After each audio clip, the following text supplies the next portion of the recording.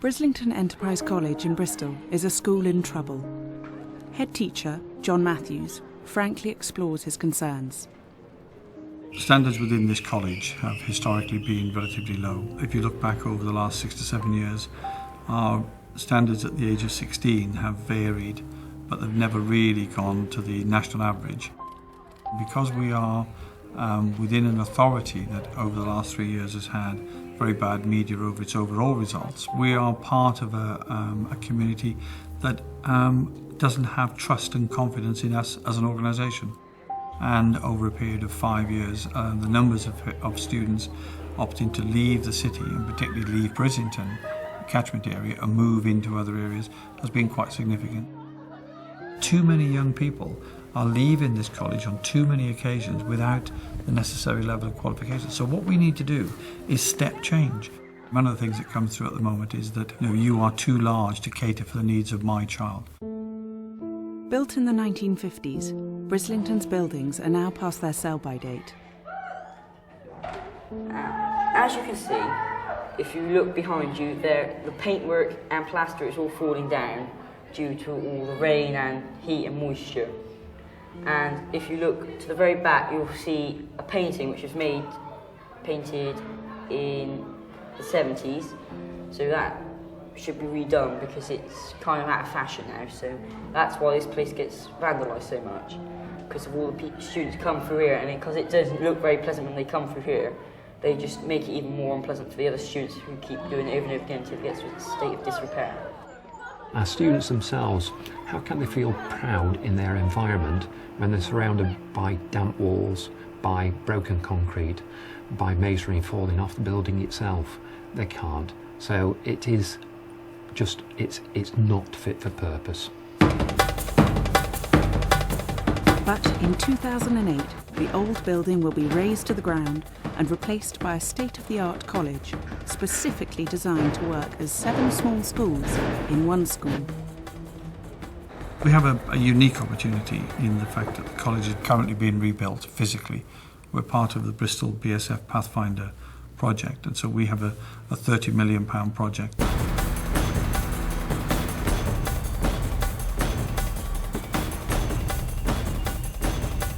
The school didn't want to rebuild the bog standard comprehensive, so their new build will have fundamental differences. Through a lot of research that's taken place with members of the leadership team, we have determined that we're going to build to incorporate what will be 7 small learning communities. It gave us the opportunity to transform the education for our students and to give them better opportunities in life. We'd heard and read a lot about small learning communities. We had, from that point onwards, opportunities to visit good practice. So I was very fortunate to go out to Boston and New York and actually visit the schools out there. That was beautiful last night. Thank you. I was so touched. I said, oh my goodness, it's Franklin. And instead of having huge academies, 2,000 students or so, they'd broken it down into small schools, 300, 400 students in a school, and our impression of what we saw was that everybody knew everybody else. We want our students to feel at home, known, targeted in their education process. So it was that experience that we brought back in huge quantities. Behind secure gates, metres away from the students' existing classrooms, is the construction work. The design of the building incorporates house blocks and communal areas and is an attempt to create a building fit for a human-scale school.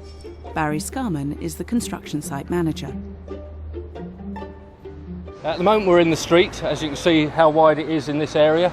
The roof is obviously a normal roof with roof lights along the edge, and as you can see also in between each house block it's all fully glazed, and this is where the coloured glass will be. So it should be a very good atmosphere through this street area. So this is house block 2. It's on the ground floor is a science area, and on the top floor is all general classrooms. There's a big massive atrium in the middle where there's a socialised area, and all the house blocks are designed the same way. Population of each house block is about 290 to 300. What they do is obviously they stay mostly in their areas of the houses. We wanted individual communities, so they designed it for those individual communities. Couldn't put everything into each house, otherwise it would have been too costly. The students staying there for about 60% of the time. For the other 40% of the time, they'll move out into specialist areas. The space we're in at the moment is an area which is one of the bridges. The bridges are classed as staff bases, so they can actually see each way down each of the streets, so they can actually look where the kids are and make sure they're not messing about. And obviously behind us is one of the main house blocks. This house block is for years 9, 10 and 11. The house blocks within this will make sure that our students go into a smaller unit.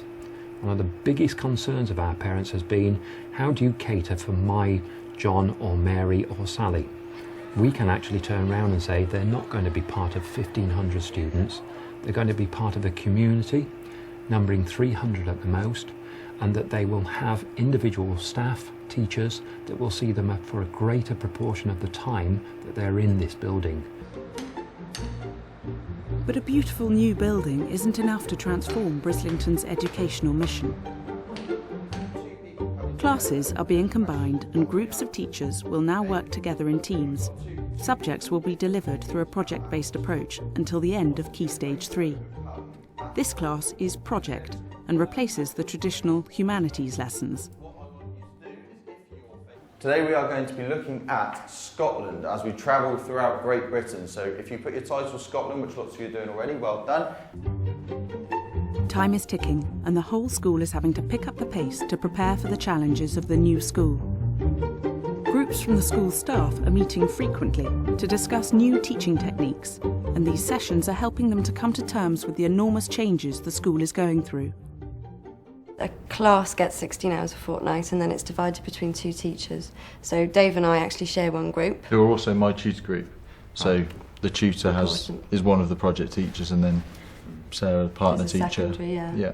It draws together a lot of different aspects of where the college is going, really. A smaller group, really fun, relevant projects to the real world, if you like. What do you think? I mean, I think the drive behind it is to move away from a sort of curriculum that's completely content saturated, and to move towards skills that are going to benefit the students holistically. And also making it more personal to each individual student. We only see, well, it's us two that see them for 16 hours a week, so we have quite a lot of contact with those students and we get to know them a lot better. And that's come about because you do see them for such a large period of so time. Much, yeah. Which football team are better, Man United or Liverpool? Carry on, I'll be amazed if you said Man United. Liverpool. Liverpool, obviously Liverpool.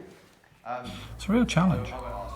It is a real challenge. If you look at the model of teacher education currently, it is predicated on subject specialism. You know, most people will do a degree, they will then go on to PGCE. And now you're saying to colleagues, well, actually, we do want you to have your subject specialism. We want you to be an excellent maths teacher. We want you to be an excellent English teacher. But we want you to work in a team that runs across those subjects. Maybe there was that kind of, oh, why are we doing this? What benefit's that going to be to me as an English teacher? I mean, how is that going to affect my professional development if I spend, I don't know, say 40% of my timetable teaching project-based learning? Why is it important that a government makes sure everyone's got somewhere to live? Because I'll be homeless. Exactly, and then you've got loads of problems, haven't you? So housing's another one. It has empowered me rather than de-skilled me. I'm now finding that I'm bleeding project into my main-scale English teaching rather than bleeding my English teaching into my project. To develop closer student-teacher relationships, Brislington is asking their teachers to not only teach their own subject, but work in teams to deliver the complete curriculum. As a professional within this new college, how will you feel working alongside an English specialist, humanities specialist, whatever? I think it can only add to the whole experience, really, because we can Takes make you out our of the comfort subjects zone, more doesn't it? cross-curricular. First of all, personally, yeah, it will take me out of my comfort zone, and I will have to sort of, you know, teach other subjects, you know, and that's absolutely fine with me. And, you know, you have to work with somebody else who you haven't worked with before. I haven't got a problem with that. I'm quite excited about that. Just more sources of inspiration, and it's just going to broaden the learning base, really, isn't it? Because you're going to be in such close proximity with other specialisms. You know, you're going to be able to sort of spark off each other and get ideas and do more sort of group-based projects where it is all interrelated. That's not to say I won't miss all the grumpy old men I work with over the other side in humanities. at points, but you know. It's the role of these discussions to allow difficulties and misgivings to be aired openly. Being in a small learning community where you're separate from your technicians and all your resources, I think it's just going to be hard to say, right, I'm going to do this for a lesson, and it's taking your stuff to the technician, them having to wheel it down to you. And, you know, on a day-to-day basis it may work, but if we've got 4 technicians or 3 technicians, of them be running around with everyone's lessons. It depends how well equipped each base unit is and whether they're all multifunctional, and you could teach a science lesson or an art lesson within them. I mean, obviously within art, some of the equipment we use is very specialist, you know, ceramics, kilns, screen printing facilities, and those would be really difficult to move from unit to unit. Or it's a balance, isn't it, between being in one house or moving around. If students are in one house, they're in a home, they feel looked after. If they're having to move out of that for specialist areas, then obviously so be it, so that we can get the resources to them, but it means less within their own home area. So, but you would be the if you were attached to that house, you'd be moving with the students. Correct. It's okay. Yes. So you would still get that. So you continuity. would still have that continuity. Yes. Yeah. The school will be ready in September 2008, so the staff have to prepare. And though it will be a relief to leave the old school buildings, there'll be masses of work in the coming months. Okay, folks, over the next 12 months then, we've got quite a challenge to face. What impact will it have on you? the key aspect of this is building relationships, isn't it, both with children, but also it'll enable you to build relationships with the parents and personalise it all far more, which will enable you to, you know, keep much closer tags on how the child is developing. And it's also going to mean that you get fewer of the sort of the lost children, so to speak, that can kind of go either by choice or by their personal choice, they can opt out, or they just slip under the radar and then they just exist in school rather than feeling they've got an actual active involvement in it. But with a large school like this and on this site, as Dave mentioned, it can become disparate and maybe they don't feel that sense of pride, but they will when they have their own smaller school, their own environment. They know everybody in it, 300 per school. I think we've got to start thinking of it as being their home. Yes. Their home base, the security that affords. Indeed, we'll probably be offering them more of a home type situation than they get at home. Somewhere to hang your coat in the morning. Stability and consistency is just essential in learning, isn't it, really? So in order for children to be able to achieve, they need to feel secure and confident and comfortable and need to know exactly where they stand, and the more you can provide the environment, surely the more likely they are to achieve. Why is the school putting in all this hard work? As a college, what we have to be, every individual, every adult that works here has to be a reservoir of hope for each of these young people. And that journey in itself is quite scary. But if we don't do it, then what are we actually saying education's about? It seems to me that if we don't do it, we're saying what we have is good enough, what we're delivering to young people is good enough, and it's okay for more than 50% of students in this college to leave without achieving national benchmark standards of 5A star to C grades. And that's not acceptable to us.